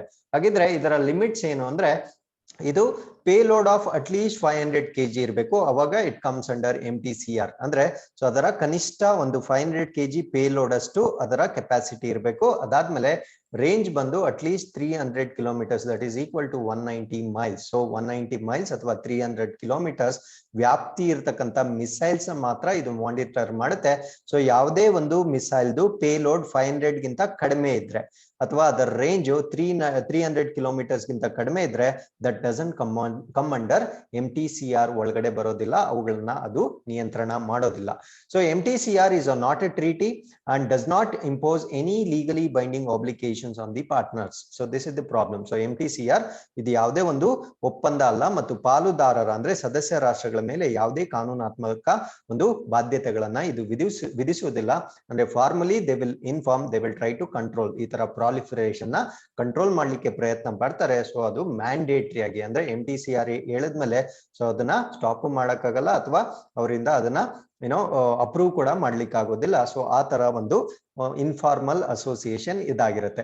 So most of the countries, so including India ಇವಾಗ ಸೊ ಇದಕ್ಕೆ ಮೆಂಬರ್ ನೇಷನ್ ಆಗಿರುತ್ತೆ. You can see green colour ಇರ್ತಕ್ಕಂಥ ಎಲ್ಲಾ ರಾಷ್ಟ್ರಗಳು ಇದಕ್ಕೆ ಮೆಂಬರ್ಸ್ ಆಗಿರುತ್ತೆ. But you can see one special thing, China ಮತ್ತೆ ಪಾಕಿಸ್ತಾನ ಇದಕ್ಕೆ ಮೆಂಬರ್ಸ್ ಆಗಿರೋದಿಲ್ಲ. So this is the problem. So that's why so they are involved in the exchange of so many missiles. So with this, let's understand more about project 15B ಬಗ್ಗೆ ನಾವು ತಿಳ್ಕೊಳ್ಳೋದಾದ್ರೆ, so ಈ ಒಂದು project 15B ಒಳಗಡೆ 4 guided missile ಡೆಸ್ಟ್ರಾಯರ್ಸ್ ನ ತಯಾರಿ ಮಾಡ್ಲಿಕ್ಕೆ ಒಂದು agreement ಆಗಿರುತ್ತೆ. ಎಲ್ಲಿ ಅಂದ್ರೆ ಮೊಜಗಾಂವ್ ಡಾಕ್ ಶಿಪ್ ಬಿಲ್ಡರ್ಸ್ ಲಿಮಿಟೆಡ್ ಮುಂಬೈನಲ್ಲಿ. ಸೊ ಈ 4 ಕ್ಷಿಪಣಿ ವಿಧ್ವಂಸಗಳ ತಯಾರಿಕೆಗೆ ಒಂದು ಅಗ್ರಿಮೆಂಟ್ ಆಗಿರುತ್ತೆ. So this was signed in the year 2011 ನಲ್ಲಿ ಇದಕ್ಕೆ ಸಹಿ ಹಾಕಲಾಗಿರುತ್ತೆ. ಸೊ ಈ ಎಲ್ಲಾ ಮಿಸೈಲ್ ಡೆಸ್ಟ್ರಾಯರ್ಸ್ ಏನಿರುತ್ತೆ ಅವೆಲ್ಲ ಸ್ಟೇಟ್ ಆಫ್ ದಿ ಆರ್ಟ್ ಅಂದ್ರೆ ಅಡ್ವಾನ್ಸ್ಡ್ ಟೆಕ್ನಾಲಜಿ, ಸ್ಟೆಲ್ತ್ ಫೀಚರ್ಸ್ ಮತ್ತೆ ಹೈ ಡಿಗ್ರಿ ಆಫ್ ಆಟೋಮೇಷನ್ ಅಂದ್ರೆ ಸುಧಾರಿತ ಸ್ಟೆಲ್ತ್ ವೈಶಿಷ್ಟ್ಯಗಳು ಮತ್ತು ಉನ್ನತ ಮಟ್ಟದ ಯಾಂತ್ರೀಕೃತಗೊಂಡ ವಿಶ್ವದ ಅತ್ಯಂತ ತಾಂತ್ರಿಕವಾಗಿ ಅಡ್ವಾನ್ಸ್ ಆಗಿರ್ತಕ್ಕಂಥ ಕ್ಷಿಪಣಿಗಳನ್ನ ತಯಾರಿ ಮಾಡ್ಲಿಕ್ಕೆ ಇಲ್ಲೊಂದು ಅಪ್ರೂವಲ್ ಆಗಿರುತ್ತೆ. ಸೊ ಈ ಒಂದು ಪ್ರಾಜೆಕ್ಟ್ 15B ದ ವೈಶಿಷ್ಟ್ಯಗಳು ಅಥವಾ ಫೀಚರ್ಸ್ ಏನು ಅಂದ್ರೆ, ships are equipped with BrahMos supersonic cruise missile and long range surface to air missiles. So ಈ ಒಂದು ಹಡಗುಗಳು ಬ್ರಹ್ಮೋಸ್ ಸೂಪರ್ಸಾನಿಕ್ ಕ್ರೂಸ್ ಕ್ಷಿಪಣಿಗಳು ಮತ್ತು ದೀರ್ಘ ಶ್ರೇಣಿಯ ಮೇಲ್ಮೈಯಿಂದ ಗಾಳಿಗೆ ಹಾರ್ತಕ್ಕಂತ ಕ್ಷಿಪಣಿಗಳನ್ನ ಅಳವಡನೆ ಮಾಡಲಾಗಿರುತ್ತೆ. ಹಾಗಿದ್ರೆ ಆ 4 ಕ್ಷಿಪಣಿಗಳು ಯಾವ್ದ್ಯಾವ್ದು ಅಂದ್ರೆ, ಫಸ್ಟ್ ಕ್ಷಿಪಣಿ ಬಂದು ಫಸ್ಟ್ ಇದ್ರಲ್ಲಿ ಬರ್ತಕ್ಕಂತ ಫಸ್ಟ್ ಶಿಪ್ ಯಾವುದು ಅಂದ್ರೆ, ಸೊ ಅದನ್ನ ನಾವು INS ವಿಶಾಖಪಟ್ಟಣಂ ಅಂತ ಕರಿತೀವಿ. ಸೊ ಇದಕ್ಕೆ ಕೋಡ್ ವರ್ಡ್ Y1274 ಅಂತ ಕರಿತಾ ಇದ್ರು ಮುಂಚೆ, ಅದಾದ್ಮೇಲೆ ವಿಶಾಖಪಟ್ಟಣಂ ಅಂತ ಚೇಂಜ್ ಮಾಡಿರ್ತಾರೆ. ಸೊ ಇವಾಗ ಏನು ಈ ಮಿಸೈಲ್ದು ಚೆಕ್ ಮಾಡಿದಾರಲ್ವಾ ಅಡ್ವಾನ್ಸ್ಡ್ ಮಿಸೈಲ್, ಸೊ ಅದನ್ನ ಈ ವಿಶಾಖಪಟ್ಟಣಂ ಮಿಸೈಲ್ ಲಾಂಚರ್ ಇಂದ ಟೆಸ್ಟ್ ಮಾಡಿರ್ತಾರೆ. ಸೊ ಎರಡನೇದನ್ನ ನಾವು ಮರ್ಮುಗಾವೋ ಅಂತ ಕರಿತೀವಿ. ಸೊ ಇದನ್ನ it is being readied for the harbour trials. ಇವಾಗ ಅದು ತಯಾರಿಯನ್ನ ಕಂಪ್ಲೀಟ್ ಮಾಡಿಕೊಂಡು ಅದು ತನ್ನ ಪ್ರಯೋಗಗಳಿಗೆ ಸಿದ್ಧವಾಗಿರುತ್ತೆ. ಸೊ ಇದನ್ನ 2016ರಲ್ಲಿ ಅದರ ಒಂದು ರಚನೆಯನ್ನ ಸ್ಟಾರ್ಟ್ ಮಾಡಲಾಗಿರುತ್ತೆ. ಸೊ 3ನೇ ಶಿಪ್ ನ ನಾವು ಇಂಪಾಲ್ ಅಂತ ಕರಿತೀವಿ. ಸೊ ಇದರ ಒಂದು ತಯಾರಿಕೆ 2019ರಲ್ಲಿ ಸ್ಟಾರ್ಟ್ ಆಗಿರುತ್ತೆ. So it is in the advanced stages of construction ಅಂದ್ರೆ ನಿರ್ಮಾಣದ ಮುಂದುವರಿದ ಹಂತಗಳಲ್ಲಿ ನಾವು ಇದನ್ನ ನೋಡ್ಬೋದು. 4ನೇ ಶಿಪ್ ನ ನಾವು ಸೂರತ್ ಅಂತ ಕರಿತೀವಿ. It is under block erection. Probably 2022ರಲ್ಲಿ ಇದು ಕಂಪ್ಲೀಟ್ ಆಗ್ಬೋದು. ಸೊ ಇದು ಬ್ಲಾಕ್ ನಿರ್ಮಾಣದ ಹಂತದಲ್ಲಿದೆ, ಅಂದ್ರೆ ಅದರ ಬಾಡಿ ಕನ್ಸ್ಟ್ರಕ್ಷನ್ ಏನಿದೆ ಸೊ ಅದರ ಹಂತದಲ್ಲಿದೆ. ಸೊ 4ನೇ ಹಡಗನ್ನ ನಾವು ಸೂರತ್ ಅಂತ ಕರಿತೀವಿ. ಸೊ ಯು ಕ್ಯಾನ್ ಸಿ ಇದು INS ವಿಶಾಖಪಟ್ಟಣಂ ಇರುತ್ತೆ. ಸೊ ಇದು ಮರ್ಮುಗೋವಾ ಆಗಿರುತ್ತೆ, ಇದು ಇಂಪಾಲ್ ಆಗಿರುತ್ತೆ. ಸೊ ಅದಾದ್ಮೇಲೆ ಕೊನೆಯದನ್ನ ಸೂರತ್ನ ಇನ್ನು ಕನ್ಸ್ಟ್ರಕ್ಷನ್ ಸ್ಟೇಜಸ್ ಅಲ್ಲಿ ನಾವು ನೋಡ್ಬೋದು. ಸೊ ಇಲ್ಲಿಗೆ ಇವತ್ತಿನ ಎಲ್ಲಾ ಆರ್ಟಿಕಲ್ಸ್ ಕಂಪ್ಲೀಟ್ ಆಗಿರುತ್ತೆ. ಆಗಿರುತ್ತೆ. So we have come to InQuest challenge number 62. You can pause the video at here and you can give the correct answers. Thank you for watching. So I'll meet you in tomorrow's InQuest.